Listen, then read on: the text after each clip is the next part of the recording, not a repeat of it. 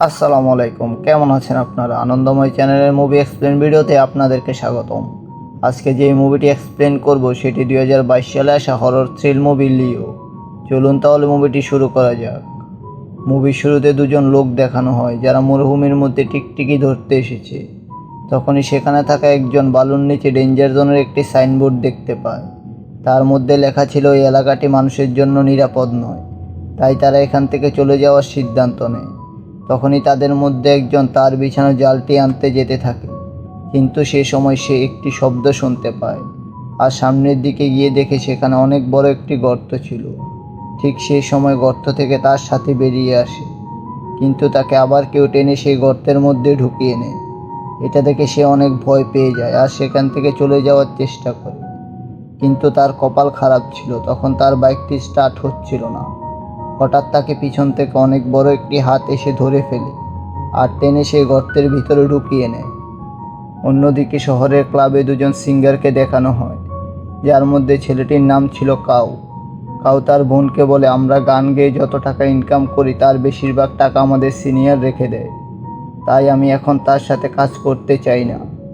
তখন সেখানে পুলিশের রেড পড়ে যায়। তখন পুলিশ কাউকে চেক করা শুরু করে আর বলে, তুমি ড্রাগস নিয়েছো, তাই তোমাকে গ্রেফতার করতে হবে। কাউ বলে, আমি নেশা করিনি, আমার সিনিয়র আমাকে ফাঁসানোর জন্য এসব কিছু করছে।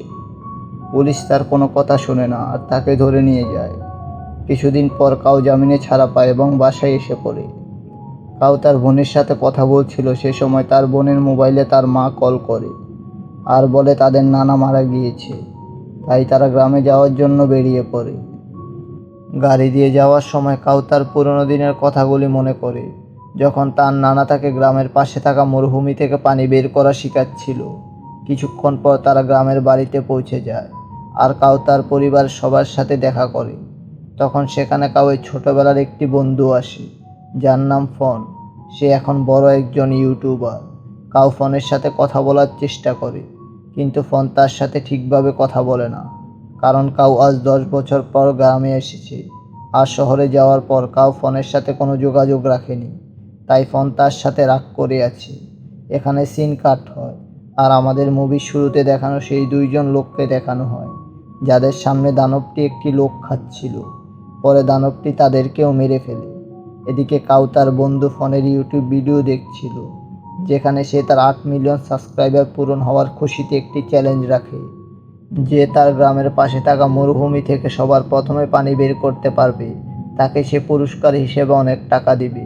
কাউ এটা দেখে আর তার বোনের কাছে যায় আর তার বোনকেও এই চ্যালেঞ্জের ভিডিওটি দেখায়। তখন কাউ আর তার বোন এই চ্যালেঞ্জটি করতে চায়।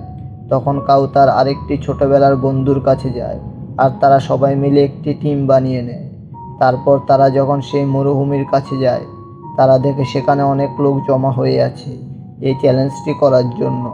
সেখানে সব টিমকে একটি ম্যাপ আর একটি ফ্লেয়ার গান দেওয়া হয়, কারণ যে সবার আগে পানি খুঁজে পাবে সে ফ্লেয়ার গানটি চালিয়ে সবাইকে জানিয়ে দিবে আর সেই টিম এই চ্যালেঞ্জটি জিতে যাবে।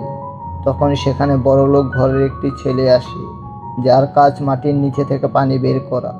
তখন সেখানে গিয়ে সে ফোনের সাথে কথা বলা শুরু করে। তখনই সেখানে কাউ আসে। পরে ফোন প্লেয়ার গান চালিয়ে চ্যালেঞ্জটি শুরু করে দেয়। তারপর সব টিম তাদের গাড়ি নিয়ে পানি খোঁজার জন্য বেরিয়ে পড়ে। সেখানে থাকা দুজন লোক মরুভূমির মাঝখানে যাওয়ার পর মুভির শুরুতে দেখানো সেই বাইকটি পায়। তারা বাইকটি নিয়ে সেখান থেকে যেতে থাকে, কিন্তু সেই দানবটি এই বাইকের শব্দ শুনতে পায় আর তাদেরকে মারার জন্য তাদের পিছু নেওয়া শুরু করে। প্রথমে তারা এই দানবের আক্রমণ থেকে বেঁচে যায়, কিন্তু হঠাৎ করে সেই দানবটি তাদের সামনে একটি গর্ত করে দেয়। পরে তারা বাইক নিয়ে সেই গর্তের মধ্যে ঢুকে যায়। অন্যদিকে কাউ তার বোন ও তার বন্ধুর সাথে একদিকে পানি খোঁজা শুরু করে। তখন তারা মাটির উপর কিছু প্লেট উল্টো করে রাখা দেখে।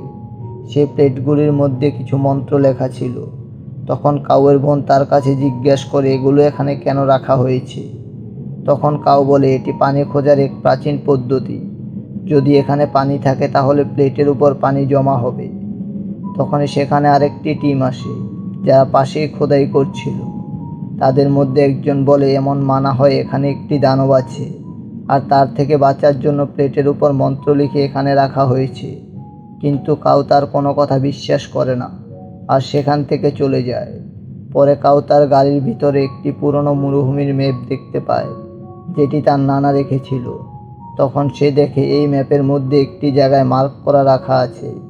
তখন সে ফোনের দেওয়া ম্যাপের সাথে এই ম্যাপটি মিলিয়ে দেখে, কিন্তু ফোনের ম্যাপের মধ্যে কোনো মার্ক ছিল না।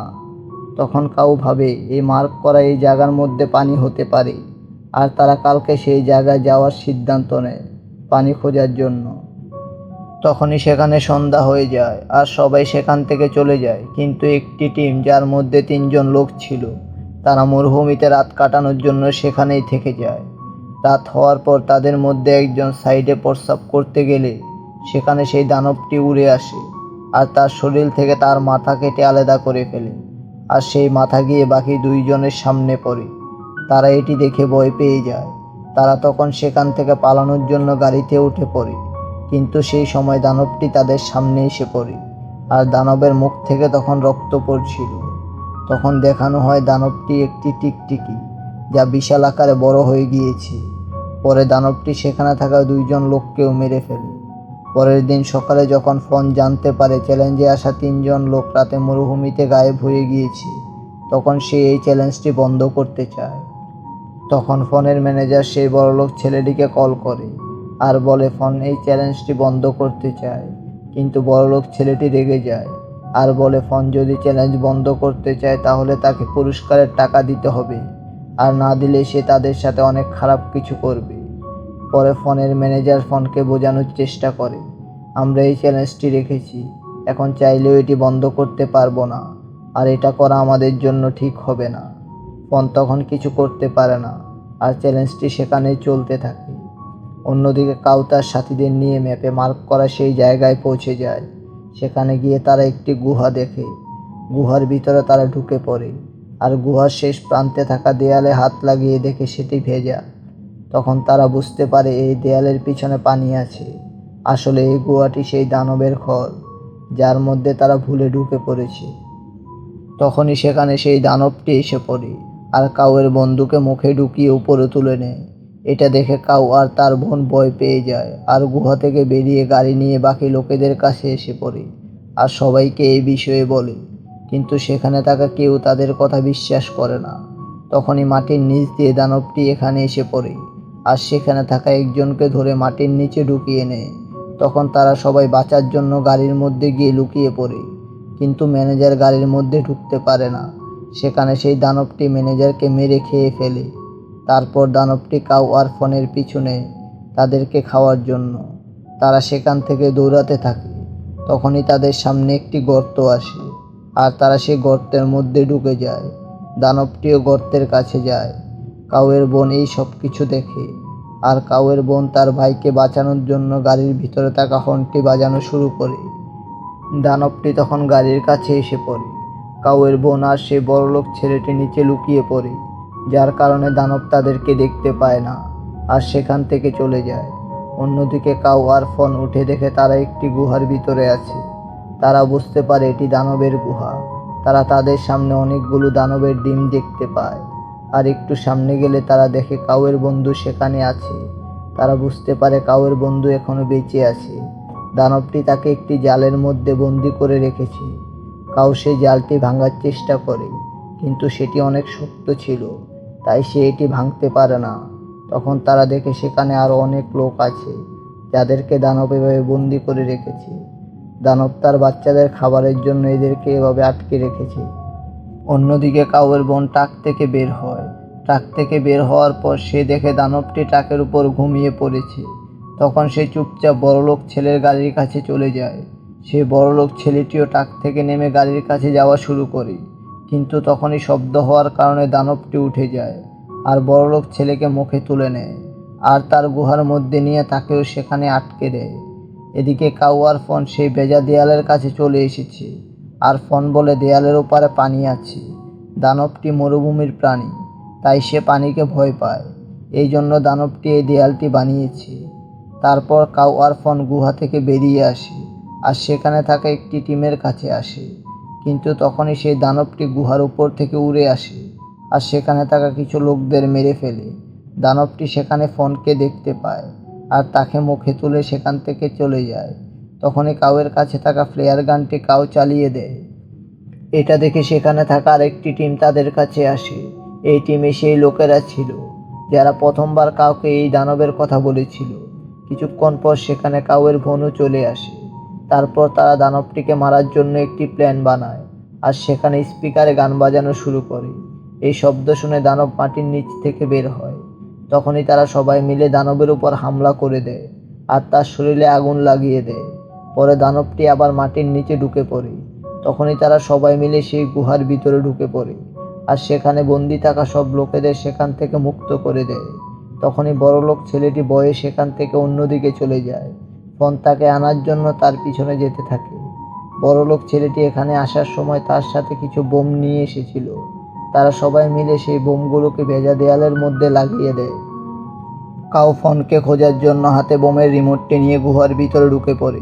ফোন বড়লোক ছেলেটিকে খুঁজে নিয়েছে আর তাকে নিয়ে এখান থেকে বের হবে এর আগে দানবটি তার সামনে এসে পড়ে।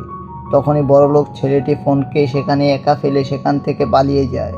ফোনও দানব থেকে বাঁচার জন্য দৌড়াতে শুরু করে। দানব ফোনের উপর হামলা করার আগে সেখানে কাউ এসে পড়ে আর দানবের মাথায় একটি কুড়াল ঢুকিয়ে দেয়। কিন্তু দানব এত শক্তিশালী ছিল, এতে তার কিছুই হয় না। পরে দানবটি ফোনকে তার লেজ দিয়ে ধরে ফেলে আর তাকে মারার চেষ্টা করে।